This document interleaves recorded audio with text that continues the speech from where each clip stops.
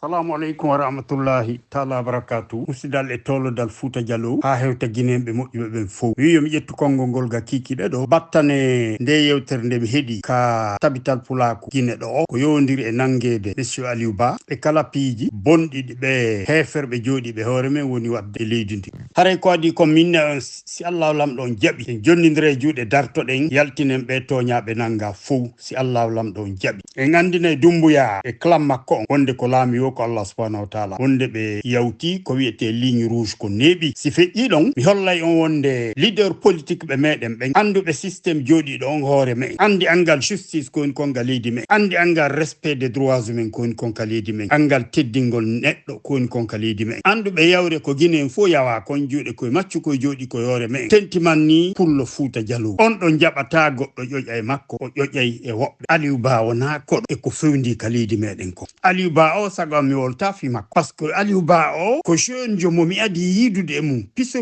en 2018 sukaɓe gore makko no Belgique ɗo ɓen hari no jokkimmi no waccimmi ɓayri o ari Belgique ɗo ɓenni o yata ɓe hollidirali men ɓe ƴettamo ɓe watte sokejo am men naɓi ɓe jokkimmi ha mi nunnani ɓe men fotti min yewti mi hollimo kon ɗum mi miijani leydi mi hollimo so ari o tawtilan haray no moƴƴi min naɓi dey haray min holleɓe laawi ɗin si min hoosi minen gasoɓe on de bulldozer ko irtata ɓe huɗaɓe jooɗiɓe ka leydi men si min irtiɓe min hoosi min pottini haray laawol hen tan keɓe kamɓe sukaɓe ɓe fii kaɓe wawa wadde politique ɓe cippira banggue démocratie hara mo gañike ka élection ji ko kanko jotto ka jullere o nunnaninmi fewde ñande min haldi wonde bimbinde ñande o are min yiida faahinam min yewta min waɗa détail ji ɗin o jonni mi lor bimbinde ñande mi habbimo lor ka min haldi ɗon o arali o noddali mi noddimo ko yata laaɓiji 4 e nder kikiɗe on o décrochal ko bimbi mum o noddimi subaka o wi mi o wawano latinde e rendez-vous amen on joni himo ka aéroport himo yaade lagine kono o neɓoyta o arte si o arti si Allah jaɓ min yewte min fiɓa ko min haldi ko ila o raccroché mi ɗon nde ñande o noddita Allah o are Belgique ko ari to o tefata o landota ko hontomi hikkori ɗum na probléme mi nani o créé parti makko ɗum ɗon fof no moƴƴi ko ambition personnel haray ella o ala e ɗum kono nder ko créé parti makko on kon e nder yaadu makko ndun no anda wonde ko parti ji jani ɗin si élection waɗi haray ko ɗin ɗon folutirta parti o togosoy haɓo koye crééde koye haro yeyi kakkoye waɗa alliance e fait parti ji jani ɗin mi tijji wonde o waɗa e alliance e fait parti jan on ɗum ko UFDG kono tigi tigi on o jokki laawol makko ari laaɓiji heewɗi ka parti ji janani buy tawtata UFDG kanko o jokki laawol makko ngol mi miiji wonde haray ɗaɓɓugol poste ministre e fait jogiiɓe gonga ɓen ɗum ko UFDG wonɓe cippirde ɓen fiyo démocratie tabtuga leydi men heɓa ɗon poste ministre hara gollida yimɓe ɓe wonɗa ɓe marɗa idéologie goto ɓe marɗa politique goto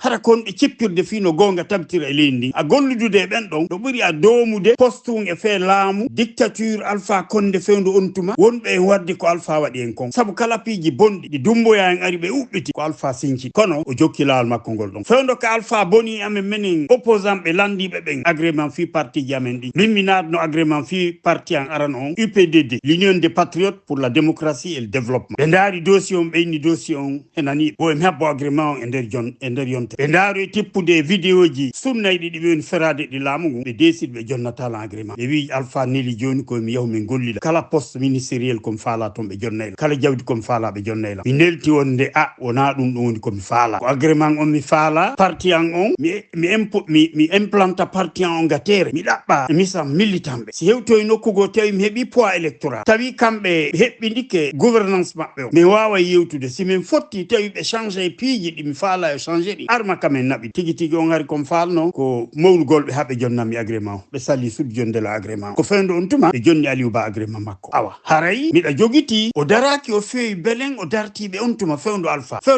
le wiyete opposant no wawi dartade hara conséquence ji ɗin tiiɗa joni noon fewndo hande ka Dumbuya ari ɗo Dumbuya en holli ko ɓe waroɓe Dumbuya en holli démocratie lanni ka leydi men ko dictature Dumbuya en holli wonde manifestation ɓe fermi parti politique ji janɗi ɓe fermiɗi ɓe wi hande kadi élection ala ɓe nomay woni yimɓeɓe ɗin ɗon fof Aliou Ba no suti imo seedi nangaɓe waraɓen ko tawde makko nanga wara ho officier ɓe ka armée wano général Sadiba Coulibaly en ko nangaɓe élimina ko tawede makko hedditiɓe fof nanga soka si kanko wetago hande ɓen holli wonde ɓe ala immade kalamu ɓen holli wonde élection ala ka waɗede ɓen holli wonde kamɓe ko refondation transition gasi joni ko refondation ko ɗum ɗon ɓe jooɗi hoore mum ɗum ɗon ko wigol ɓe laamoto kudayi élection ala ɓe yi wonde occidentaux ɓen fof puissance ji holorteɗi ɗin no sinki démocratie ma no ñindi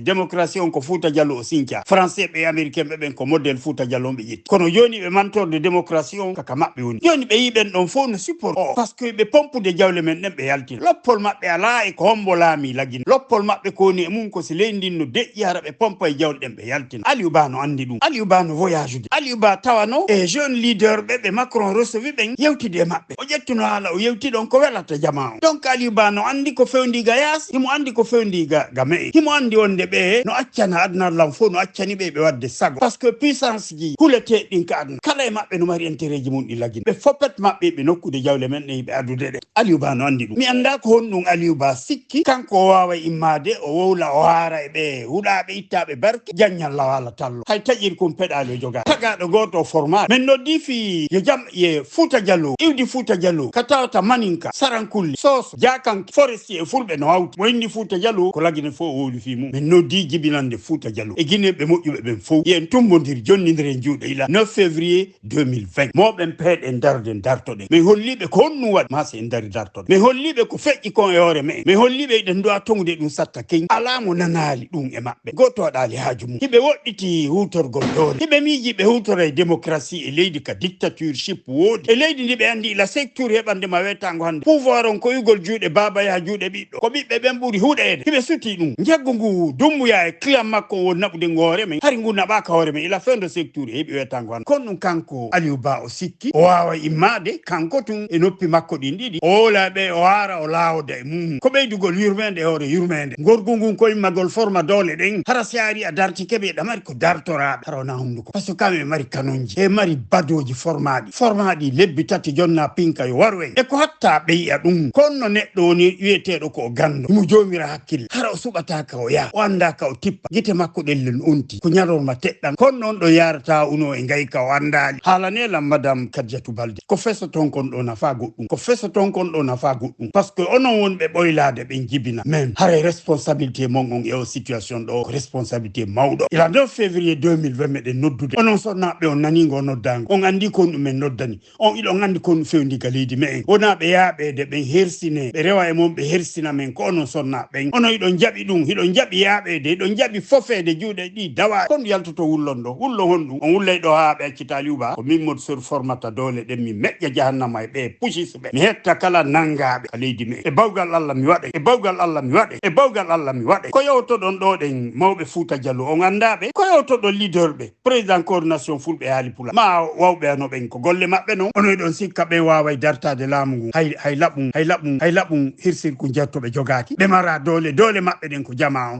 on no heeli leɗɗe ga noppi mum a nodde ɓe nanata ko jokki en kon no tiiɗi tis ka duɗɗiɗen ɗon ko duɗɗande molnade duɗɗiɗen par ce que hiɗen warede hande kadi no fotana en wasi o hergol ndiyam e juuɗe ɗon ɗaɗo hiɓe hersi ndiyan ala koɓe ala en wadde acci e mettude acci e muusude neɓata hara hay kulle ɓurureɗen no ɓuuri en par ce que ɗen ɗon sa barminiɗe muuseyɗe enen ɗe warede acci e muusude kala ko waɗaɗen no heeƴi e men e ko en yimɓe sifa honɗum laɓɓinen ɓerɗe meɗen ɗen fewten Allah torɗen mo dartoɗen moɓen pehe ɗen formen dole ɗen faccinen ɓe sina ko tekke ɗen ni dolle ɗen no arde ɓe miija kigo e wonde lagine ɓe no miiji soggugol en ɓe yaltina leydi mi wowli mi haalitike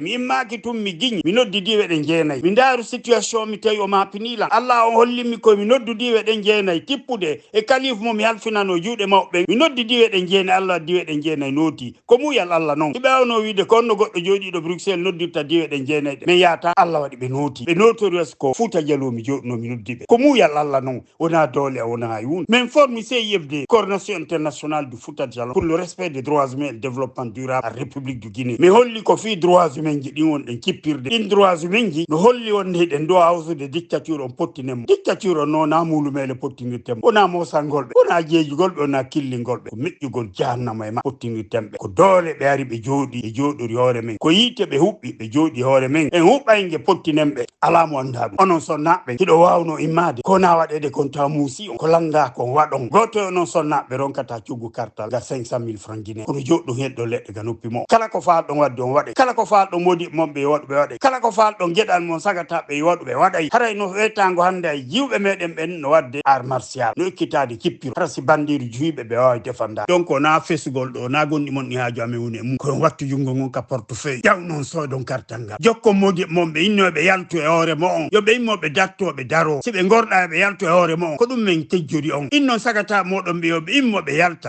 ɓe tawta sey yidde wona ɓe yalto ɓe waɗa manifestation ko goɗɗo joɗto wetago hande on yi blendeji e char de combat ji ko ɓe naadi ko ɗum ɗon ko fuu wonande immiɓe dartagol par ce que Allah ko gonga o wondi e mum kono so yiɗi alaji haɓirɗiɗi ɓe naadi fuu so wi on puusa yimɓe ɓe ɓe yaltude e juuɗe maɓɓe mehe hara koccugol kaaƴe fero ɓe wolori eɗon andi ko ka boucherie on ɗon ɓe naɓude ko ɓewɓe huɗaɓe itta e barki waraɓe wonno ɓe sukaɓe formaɓe lebbi tati jonna pinka ɓe waray ɓuuri ko hoore maɓɓe ɓe faala ɓe waru ko so kamɓe haray ɓe guiñ ɓe jonna instruction ko ɓe wa ɓe calculta ko ommo warete ko omboni wareta haray donc haray audio on juuti faala on hollude wonde Aliou Ba no habbino si tawi o yalti o wooli o haari eɓe heeferɓe kaɓe waɗi jungo e makko himo andi siɓe waɗi jungo e makko o ɓuura selludalen yiɗede lagine o ɓuura selludalen cippirde selludalen ko waɗa ko lagine ɗon suudu makko num adade ndu hoosede o howano ɗon e dow ko o gañi konka élection ji laaɓani fof o gañike jiwru ŋañaaki suudu makko num hoosama liɓama ko lekkol darna ɗon jiwru ŋañaaki o fokkiti yaltude o yehi ha o bakke ka avion ɓe cippinoyimo jiwru ŋañaaki Aliou Ba no miiji wonde kanko ɓe waɗe jungo e makko ɗon